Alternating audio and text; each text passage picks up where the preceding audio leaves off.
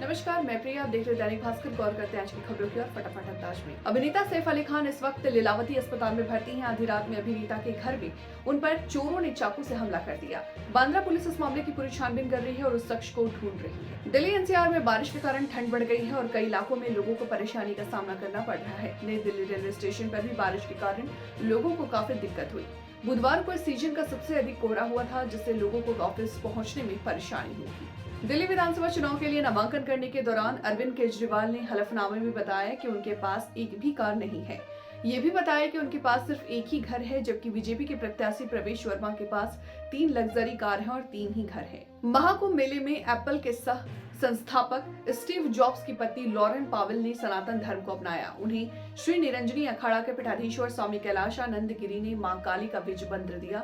अब वो मां काली की स्तुति करेंगी। बुधवार को प्रयागराज में रवाना हुई वो स्टीव जॉब्स की 1974 में तब से वो काफी सुर्खियों में है। आरटी कार्यालयों में लगे सभी कांस्टेबल, हेड कांस्टेबल और असिस्टेंट सब इंस्पेक्टर को परिवहन विभाग से वापस उनके मूल क्वार्टर पुलिस में भेजने के आदेश जारी कर दिए गए। परिवहन मंत्री अनिल विज की आपत्ति के बाद परिवहन विभाग से पहले की गई आईपीएस और एचपीएस अधिकारियों के साथ इंस्पेक्टर हटाए जा चुके हैं। मकर संक्रांति के बाद अब मेला प्रशासन प्रदेश सरकार के मुख्य स्नान पर्व मौनी अमावस्या की महातैयारी में जुटेगा। मौनी अमावस्या के बाद ही राष्ट्रपति द्रौपदी मुर्मू भी आएंगी। कैबिनेट की बैठक में दारागंज से हेतापट्टी तक गंगा पर और करेली के आगे करहिंदा घुरपुर के पास बसवर में यमुना निर्माण तथा संगम पर रोपवे को स्वीकृति मिलने की उम्मीद है। गाजियाबाद विकास प्राधिकरण की मधुबन बापूधाम आवासीय योजना को पॉक टेवर विकसित करने की तैयारी है। इसके लिए इंजीनियरिंग, नियोजन और संपत्ति अनुभाग मिलकर के काम करेंगे और आवंटित किसानों को इसका लाभ मिलेगा। पहले योजना के उन पॉकेट को विकसित किया जाएगा जहां आवंटित निवास कर रहे हैं। बंगाल में भारत बांग्लादेश सीमा क्षेत्र के किन्नरों से